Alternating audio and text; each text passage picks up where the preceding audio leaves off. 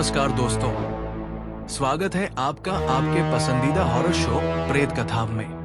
दोस्तों, कभी सोचा है आपने कि हमारे बड़े बुजुर्ग कुछ रास्तों से, कुछ गलियों से गुजरने के लिए हमेशा मना क्यों करते हैं? क्यों वो कहते हैं कि सूरज ढलने के बाद कुछ पेड़ों के नीचे कदम भी मत रखना? क्या वो सिर्फ उनका कोई वहम होता है या फिर वो वाकई हमें किसी ऐसी भयानक सच्चाई से बचा रहे होते हैं जिसे देखने के बाद इंसान का दिमाग अपना संतुलन खो दे? सोचिए, क्या हो अगर आप रोज की तरह एक आम रात को अपने घर लौट रहे हो, रास्ता बिल्कुल जाना पहचाना हो, बस रात का सन्नाटा थोड़ा गहरा हो और अचानक आपको सड़क किनारे कुछ ऐसा दिख जाए जो इंसानी समझ के बिल्कुल परे हो। कुछ ऐसा जिसे देखकर आपका तर्क, आपका विज्ञान और आपका दिमाग पूरी तरह घुटने टेक दे। क्या आप उस मंजर को भूल पाएंगे या वो खौफता उम्र आपके साए की तरह आपके साथ चलेगा? आज जो कहानी मैं आपको सुनाने वाला हूं वो मेरे एक पुराने दोस्त शुभम के छोटे भाई विकास की है। ये घटना कोई मनगढ़ंत कहानी नहीं है, बल्कि झारखंड के उस छोटे से कस्बे की एक ऐसी खौफनाक हकीकत है जिसे याद करके आज भी वहां के लोगों का खून जम जाता है। विकास तब मात्र 16 साल का था, एक ना समझ लड़का जिसने बुजुर्गों की हिदायत को सिर्फ एक अंधविश्वास समझकर टाल दिया था, और उस एक छोटी सी भूल की कीमत उसे और उसके पूरे परिवार को अपनी जान देकर चुकानी पड़ने वाली थी। वहां के लोग आज भी उस मनहूस रास्ते से, उस नाग वाली गली से गुजरने से कतराते हैं। दिन के उजाले में भी वहां से निकलते वक्त लोगों की धड़कनें बढ़ जाती है। तो अपनी कुर्सियों को संभाल लीजिए, इत्मीनान से बैठिए, सुन लो, बहुत ध्यान से सुनो। और अगर इस वक्त रात हो रही है और आप अपने कमरे में बिल्कुल अकेले बैठे हो, तो मेरी मानो भाई, पहले जाकर कमरे की लाइट जला लो, क्योंकि आज की ये रात बहुत लंबी होने वाली है और खौफ का ये सफर अभी बस शुरू हुआ है। विकास रहता था झारखंड के एक छोटे से कस्बे में। नाम था खेरुआ, जो कि पूर्वी सिंहभूम के पतामदा ब्लॉक में पड़ता था। खेरुआ के एक कोने में एक पुराना गहरा पोखर था और उस पोखर के किनारे किनारे एक पतली पगडंडी जाती थी जो विकास के घर का शॉर्टकट थी। उस रास्ते के दोनों तरफ पुराने पीपल के पेड़ थे, एकदम सीधी कतार में, जैसे किसी ने उन्हें जानबूझकर एक कतार में बोया हो। दिन में तो वो रास्ता सामान्य दिखता था, लेकिन सूरज ढलते ही वहां सन्नाटा पसर जाता था। लोग उस रास्ते को नाग वाली गली कहते थे। कहते थे कि उस रास्ते पर एक बेहद पुरानी जहरीली ताकत का साया है जो कभी कभी नागिन का रूप लेकर रेंगती है। गांव के बुजुर्गों की एक सख्त हिदायत थी, रात को उस रास्ते से मत जाना, और अगर जाना भी पड़े तो पीपल के पेड़ों के नीचे जो जड़ें जमीन से ऊपर उठी होती हैं, उन पर कभी भूल कर भी मत बैठना, किसी भी हालत में नहीं।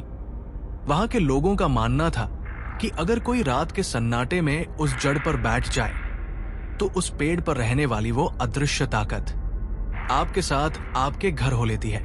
एक दिन विकास अपने दोस्त की बड़ी बहन की शादी से लौट रहा था। रात के करीब 10:30 बज रहे थे। मेन रोड वाला रास्ता लंबा था, लेकिन इस नाग वाली गली से सिर्फ 10 मिनट लगने थे। विकास ने सोचा, 10 मिनट की तो बात है, क्या होगा यार। यही सोचकर वो उस अंधेरे रास्ते पर बढ़ गया। चलते चलते वो पोखर के पास पहुंचा। पोखर के पानी से उठकर एक ठंडी हवा आई, बेमौसम ठंडी, जो रीढ़ की हड्डी में कंपकंपी पैदा कर दे। तभी उसकी नजर पड़ी रास्ते के बाईं तरफ एक विशाल पीपल की उठी हुई जड़ पर एक औरत बैठी थी। उसकी पीठ विकास की तरफ थी, सफेद साड़ी, कमर तक खुले हुए काले बाल, और वो बिल्कुल स्थिर थी, जैसे उसमें जान ही न हो। विकास के कदम रुक गए, दिल जोर से धड़का। उसने खुद को समझाया, कोई होगी गांव की औरत, रात को बाहर बैठी होगी, क्या पता। लेकिन दिमाग में बुजुर्गों की वो बात गूंज उठी, पीपल की जड़ पर मत बैठो, मत देखो। विकास ने हिम्मत जुटाई और आगे बढ़ने लगा।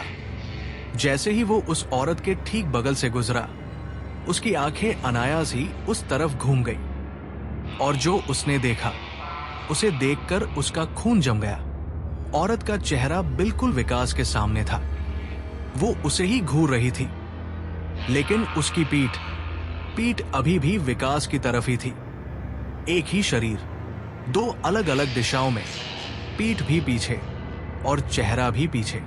विकास अपनी सुध बुध खोकर भागा। वो इतनी तेज भागा कि सीधे अपने घर के दरवाजे पर आकर रुका। हाफते हुए उसने गेट बंद किया, अंदर भागा, पानी पिया। वो कांप रहा था। उसने खुद से कहा, सपना था। थकान की वजह से अंधेरे में कुछ और दिख गया होगा। खुद को बहलाकर वो चादर तान कर सो गया। उसे लगा खतरा टल गया है, पर वो गलत था। अगले दिन सुबह जब विकास उठा तो वो नॉर्मल था, लेकिन घर का माहौल बदला हुआ था। उसकी दादी सावित्री बाई, जो घर की सबसे बुजुर्ग थी, सुबह सुबह उठकर आंगन में चुपचाप बैठी थी।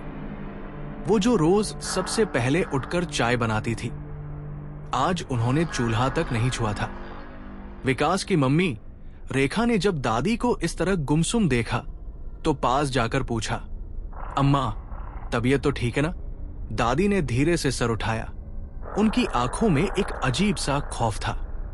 वो बोली, बहू, आज रात मुर्गे ने बांग नहीं दी। रेखा को इस बात का मतलब समझ नहीं आया। उन्होंने हंसकर टाल दिया कि शायद मुर्गा बीमार होगा। अब इस घर में एक पालतू बकरी थी जिसका नाम था कजरी। वो रोज घर के पीछे एक खंभे से बंधी रहती थी। शाम के वक्त जब रेखा घर के पीछे कजरी को दाना देने गई तो वो चौंक गई। कजरी वहां नहीं थी। खंभा खाली था और रस्सी बीच से टूटी हुई थी। पूरे परिवार ने आसपास ढूंढा, पर कजरी का कहीं पता नहीं चला। सबने सोचा कि शायद रात को कहीं निकल गई होगी, सुबह आ जाएगी। रात के करीब 2 बजे रेखा की आंख अचानक खुल गई। घर के पीछे से किसी जानवर की आखिरी चीख सुनाई दी थी। उन्होंने खिड़की से बाहर झांका, पर घने अंधेरे में कुछ दिखाई नहीं दिया। उन्होंने सोचा कोई सियार होगा और वो वापस सो गई। सुबह जब रेखा घर के पीछे गई तो उनके मुंह से चीख निकल गई। कजरी वापस उसी खंभे से बंधी हुई थी, लेकिन कजरी मर चुकी थी। उसकी गर्दन अजीब तरह से पूरी मुड़ी हुई थी, जैसे किसी ने उसे अपने हाथों से मरोड़ दिया हो। शरीर पर न कोई खून था, न कोई खरोंच, बस गर्दन एक तरफ लटकी हुई थी। और सबसे डरावनी बात, कजरी जिस रस्सी से बंधी थी उसमें एक अजीब सी गांठ लगी थी। वैसी गांठ जो उनके पूरे इलाके में कोई नहीं बांधता था। उस दिन के बाद से विकास पूरी तरह बदलने लगा।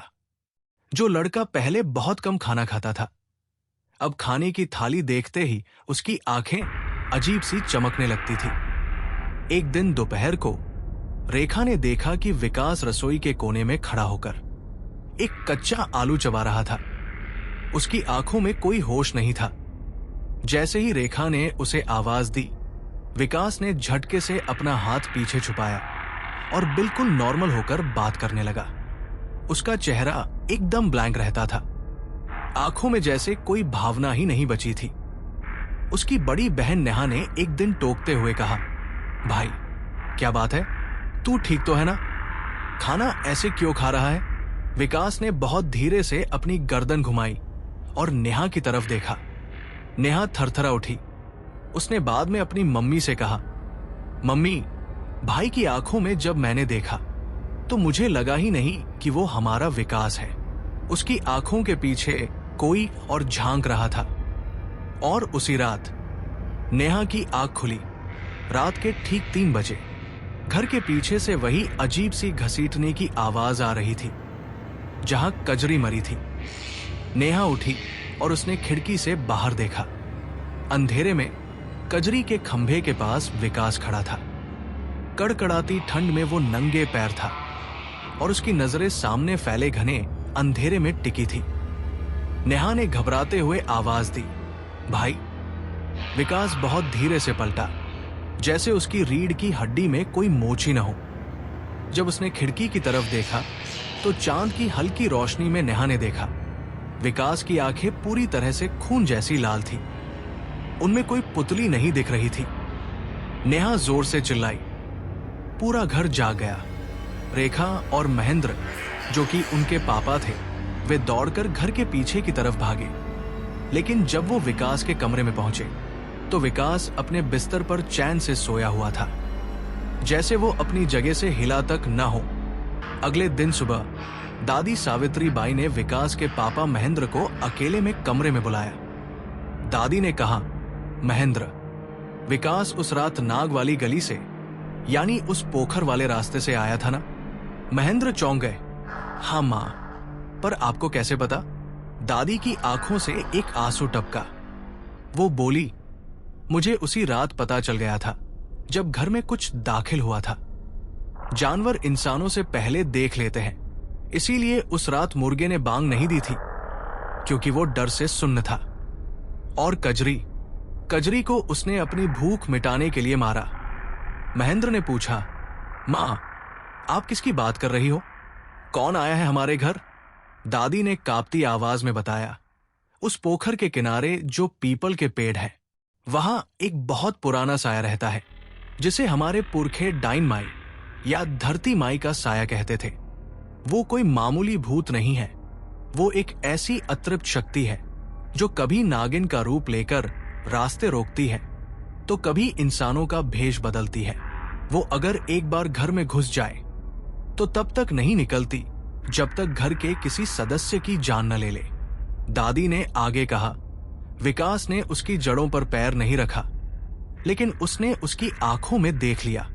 नाग वाली गली के उस साये से आंखें मिलाना ही उसके लिए अपने शरीर का दरवाजा खोलने जैसा था।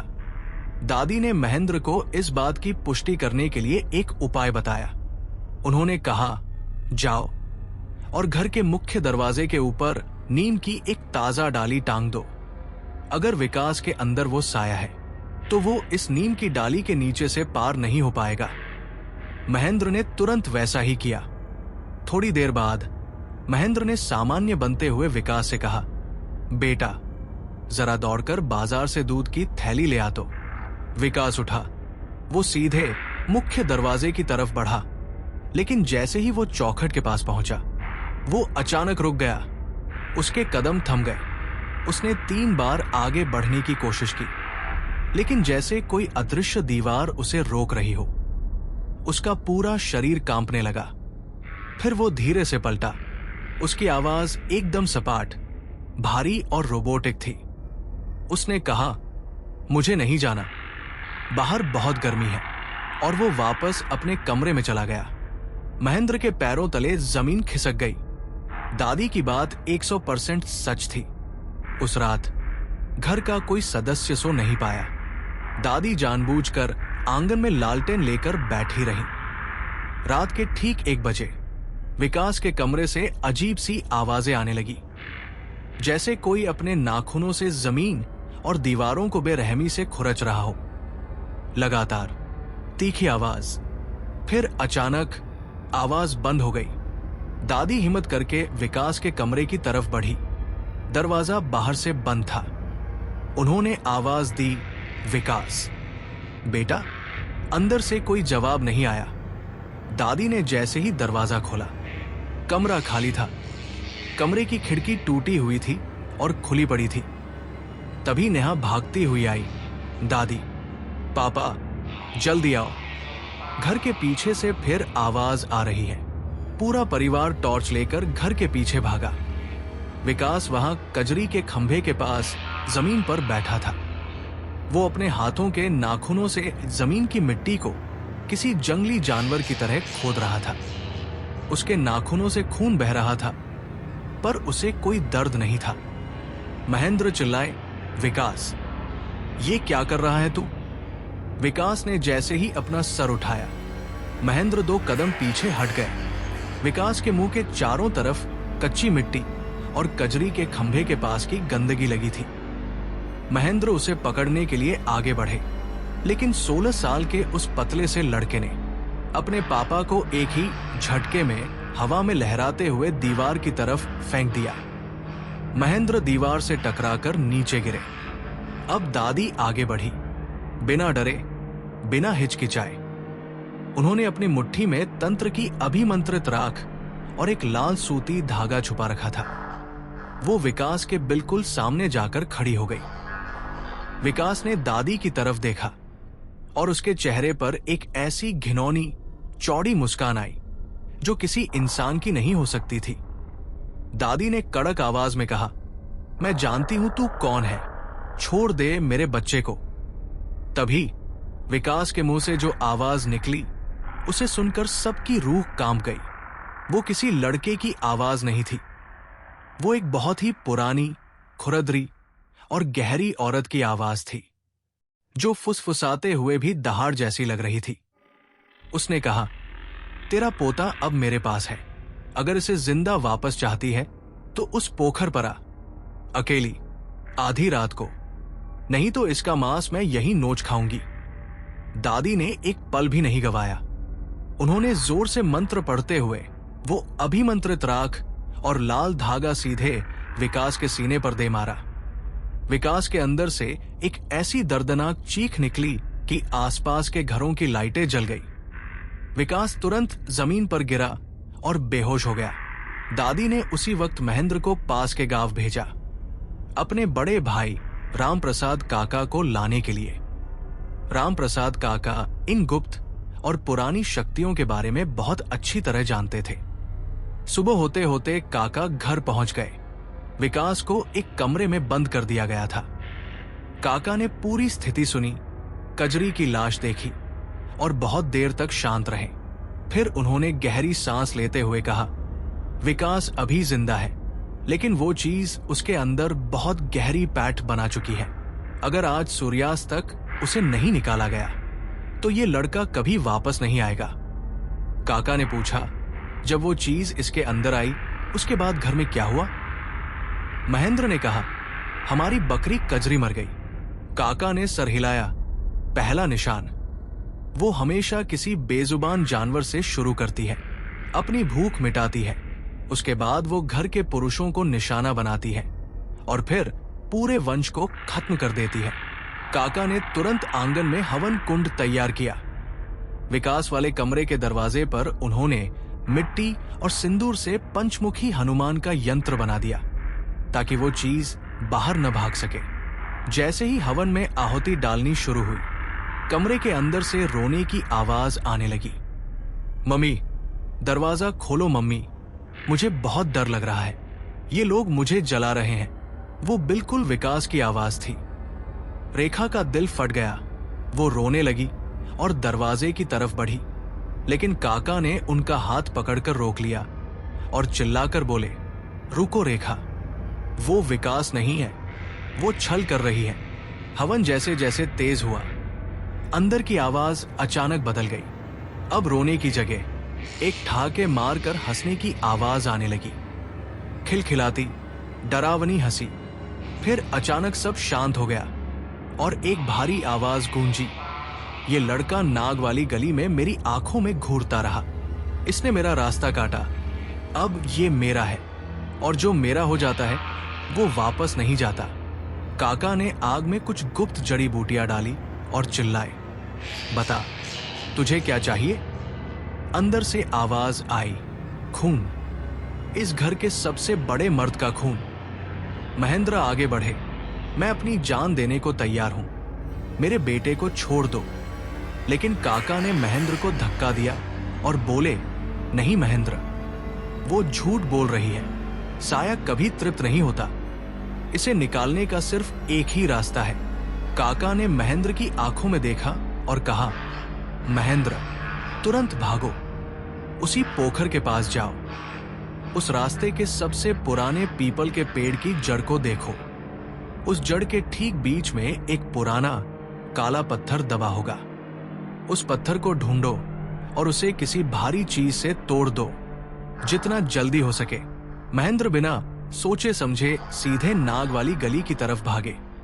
यहां घर के अंदर अचानक कमरे का दरवाजा जोर जोर से हिलने लगा, दीवारें थरथराने लगी, खिड़की के बचे हुए कांच चकनाचूर हो गए और एक जबरदस्त धमाके के साथ वो अभिमंत्रित दरवाजा टूट गया। विकास बाहर निकला। उसकी आंखें बंद थी, हाथ हवा में फैले थे और वो सीधे काका की तरफ बढ़ा। काका उसके सामने खड़े हो गए। विकास ने जैसे ही अपनी आंखें खोली, वो आंखें पूरी तरह काली थी। उसने एक ही झटके में काका का गला दबोच लिया और उन्हें हवा में उठा दिया। घर के लोग डर के मारे कोने में दुबक गए। काका का दम घुट रहा था, उनका चेहरा नीला पड़ रहा था, लेकिन उनकी उंगलियां लगातार मंत्र पढ़ रही थी। वहां पोखर के पास महेंद्र हाफते हुए उस पुराने पीपल के पेड़ के पास पहुंचे। उन्होंने टॉर्च की रोशनी में देखा, जड़ों के जाल के बीच एक अजीब सा स्याह काला पत्थर धंसा हुआ था। महेंद्र ने पास पड़ा एक भारी कंक्रीट का टुकड़ा उठाया और अपनी पूरी ताकत से उस काले पत्थर पर दे मारा। जैसे ही वहां पत्थर टूटा, यहां घर के अंदर विकास की पकड़ काका के गले पर एक झटके में ढीली हो गई। विकास जमीन पर गिर गया। उसका पूरा शरीर ऐसे तड़पा जैसे किसी सांप को चोट लगी हो। उसके मुंह से काले रंग का कुछ झाग निकला और फिर वो बिल्कुल शांत हो गया। काका ने खांसते हुए विकास के पास जाकर उसकी नाड़ी देखी। विकास ने धीरे से अपनी आंखें खोली। इस बार उसकी आंखों में वही पुरानी मासूमियत थी। उसकी आंखों से आंसू बह रहे थे। उसने धीरे से कहा, दादी। दादी दौड़कर आई और उसे गले से लगा लिया। नाग वाली गली का वो साया हमेशा के लिए जा चुका था। सब कुछ ठीक होने के बाद राम प्रसाद काका ने सबको बिठाया और एक कड़वा सच बताया। उन्होंने कहा, जिस चीज ने विकास को पकड़ा था वो कोई साधारण भटकती आत्मा नहीं थी। उसे इस इलाके में धरती माई का साया कहते हैं। विकास ने अकेले में उसकी आंखों में देखकर उसे अपने साथ आने का जरिया दे दिया था। नेहा ने कांपते हुए पूछा, पर काका, सदियों पहले उस रास्ते पर ऐसा क्या हुआ था? उसे नाग वाली गली क्यों कहते हैं? और वो जगह श्रापित कैसे हुई? काका ने एक ठंडी सांस ली और बताने लगे, बात करीब 100 साल पुरानी है। तब इस खेरुआ गांव में एक बेहद अजीब और खौफनाक प्रथा थी। इस पोखर के किनारे जो पीपल के पेड़ हैं, वहां सांपों का एक बहुत बड़ा बसेरा हुआ करता था। गांव के लोग मानते थे कि वे साधारण सांप नहीं, बल्कि गांव की रक्षा करने वाले कुल नाग हैं। उस वक्त गांव में एक ओझा हुआ करता था जो बहुत ही काली विद्या जानता था। उसने गांव वालों के मन में ये अंधविश्वास पैदा कर दिया कि अगर गांव को हर महामारी और अकाल से बचाना है तो हर 50 साल में किसी इंसान को नाग बलि देनी होगी, यानी उसे जिंदा उस पोखर में छोड़ना होगा जहां वे सांप रहते थे। एक साल गांव में भयंकर बीमारी फैली। उस ओझा ने गांव वालों को भड़काया और एक मासूम भोली भाली गांव की लड़की को चुना जिसका नाम था पारो। पारो को धोखे से आधी रात को उस पोखर के पास बुलाया गया। लड़की जान बचाने के लिए भागी, लेकिन गांव वालों ने और उस ओझा ने मिलकर उसे उसी सबसे पुराने पीपल के पेड़ के पास दबोच लिया। पारो रोती रही, भीख मांगती रही, लेकिन अंधविश्वास में अंधे हो चुके लोगों का दिल नहीं पिघला। ओझा ने तांत्रिक मंत्र पढ़कर पारो के पैर उसी पीपल के पेड़ की जड़ों में बांध दिए और उसकी छाती पर तंत्र से अभिमंत्रित वो काला पत्थर रख दिया ताकि वो हिल न सके। कहते हैं कि उस रात ओझा ने काली विद्या से वहां के सारे जहरीले नागों को सम्मोहित किया और पारो की तरफ छोड़ दिया। हजारों सांपों ने उस लड़की को उसी पेड़ की जड़ पर जिंदा डंस कर मार डाला। तड़पते तड़पते पारो के मन में गांव वालों के प्रति जो भयानक नफरत पैदा हुई और उन सांपों का जो जहर उसके खून में घुला, उसने उसकी आत्मा को एक खौफनाक साये में बदल दिया। मरने से ठीक पहले पारो की आंखें पूरी तरह जहर से लाल हो चुकी थी। उसने चीख कर श्राप दिया था कि जिस तरह तुम सबने तमाशा देखा है, अब जो भी इस रास्ते पर मेरी आंखों में देखेगा, मैं उसका शरीर और उसकी आत्मा नोच लूंगी। उसी रात वो ओझा और बलि में शामिल लोग उसी रास्ते पर मरे हुए पाए गए। सबकी गर्दनें टूटी हुई थी, और जिस्म नीला पड़ा था। तब से उस रास्ते पर सांपों का आना जाना बढ़ गया और लोग उसे नाग वाली गली कहने लगे। वो साया उसी पीपल के पेड़ की जड़ और उस काले पत्थर में कैद था। वो कभी नागिन बनकर रेंगती तो कभी उसी पारो का रूप धरकर सफेद साड़ी में पीठ पीछे करके बैठती थी। काका ने विकास की तरफ देखा और बोले, वो साया 100 साल से भूखा था। विकास ने नाग वाली गली में उस साये से आंखें मिलाई और पारो के उस जहरीले साये को विकास के रूप में एक नया शरीर मिल गया।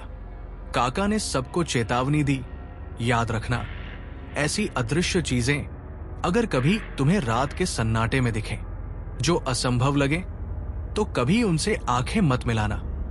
अपनी नजरें झुकाओ, हनुमान चालीसा का पाठ करो और बिना पीछे मुड़े वहां से सीधे निकल जाओ, क्योंकि अगर वो पत्थर न टूटता तो वो साया आज विकास को हमेशा के लिए नाग वाली गली में खींच ले जाता।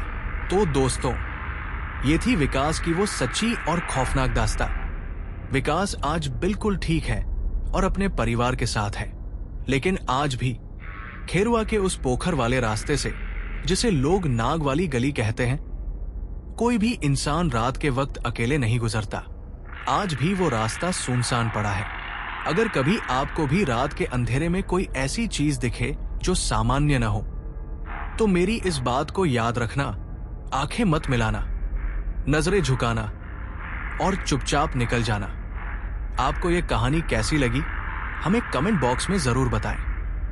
क्या आपके साथ या आपके किसी जानने वाले के साथ भी कभी कुछ ऐसा अजीब हुआ है? अपनी कहानियां हमारे साथ शेयर करें। वीडियो को लाइक करना और चैनल प्रेत कथा को सब्सक्राइब करना बिल्कुल मत भूलना। मिलते हैं अगली रात एक और नई गहरी और खौफनाक दास्तां के साथ। तब तक के लिए सावधान रहें और सुरक्षित रहें। शुभ रात्रि। जय श्री राम।